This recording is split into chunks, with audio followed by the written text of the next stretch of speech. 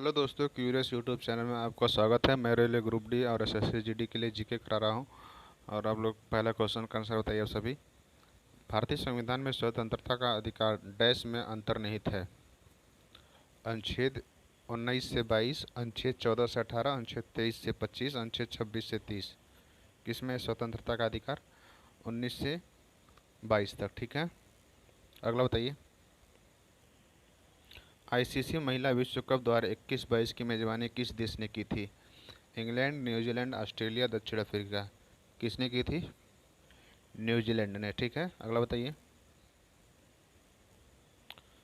जंजीरा किला dash के तट पर अरब सागर के एक छोटे से द्वीप पर स्थित है।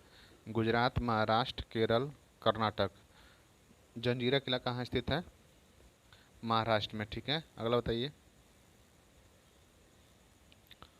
मन्नार की खाड़ी भारत को किस देश से अलग करती है? इंडोनेशिया, बांग्लादेश, चीन, श्रीलंका।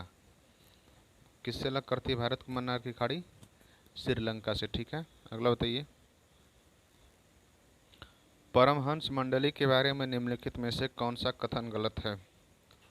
परमहंस मंडली के बारे में कौन सा कथन गलत है? उन्होंने विधवा पुनर्विवाह और महिला शिक्षा की भी वकालत की। सही है। इसके संस्थापक ईश्वर में विश्वास नहीं करते थे।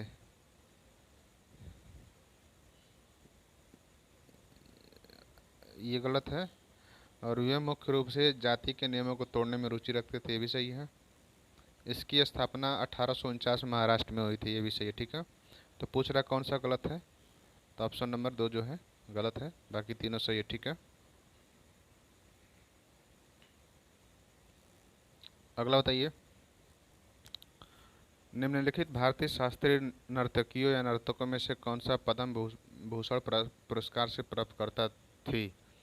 वनराज भाटिया, के चैल्या, रुक्मणी देवी अरुंडेल, तंजावुर शंकर अय्यर। कौन है इनमें से पद्म भूषण से प्राप्तकर्ता? रुक्मणी देवी अरुंडेल। ठीक है, अगला बताइए। निम्नलिखित में से 326 ईसा पूर्व में किस युद्ध में सिकंदर महान ने पौरव के पोरस को हराया था?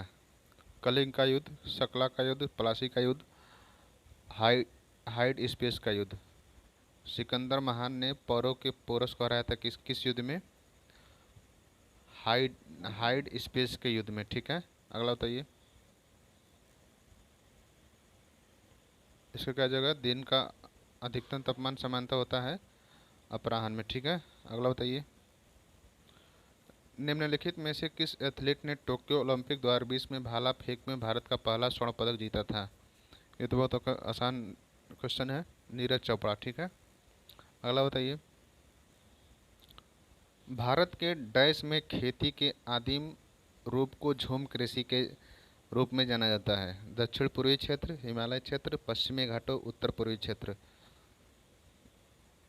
किस क्षेत्र में झूम कृषि के रूप में जाना जाता है? उत्तर पूर्वी क्षेत्र में खेती को झूम कृषि के नाम से भी जाना जाता है। ठीक है, अगला बताइए।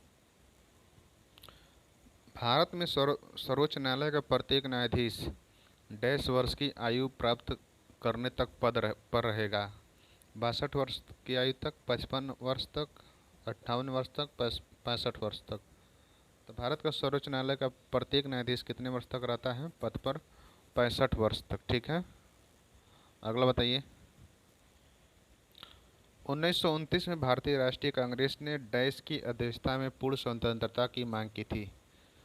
तो किसने पूर्ण स्वतंत्रता की मांग की थी? महात्मा गांधी, चित्तरंजन दास, जवाहरलाल नेहरू, दादा भाई नौरोजी। किसने की थी इस पूर्ण स्वतंत्रता की मांग? जवाहरलाल नेहरू ने। ठीक है, अगला बताइए। निम्नलिखित में से कौन अभिनव दर्पण के लेखक है? यास्क, अमर सिंह, नंदिकेश्वर, सुश्रुत।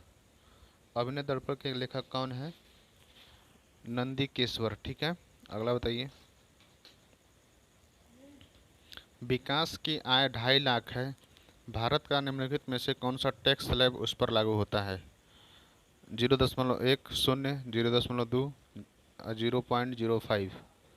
यानी पूछ रहा है कि अगर 2.5 लाख से आय है तो उसका टैक्स स्लैब लागू होगा, तो 0। ठीक है,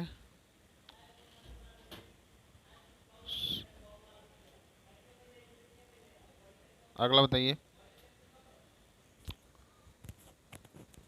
शुष्क पर्णपाती वन लगभग डैश के बीच वर्ष वाले क्षेत्रों में पाए जाते हैं। ये क्वेश्चन मैंने पहले करा चुका है। 100 सेंटीमीटर और 70 सेंटीमीटर के क्षेत्र में पाए जाते हैं। ठीक है, अगला बताइए। निम्नलिखित में से कौन सा उपन्यास प्रसिद्ध भारतीय उपन्यासकार अमृता प्रीतम द्वारा लिखा गया था?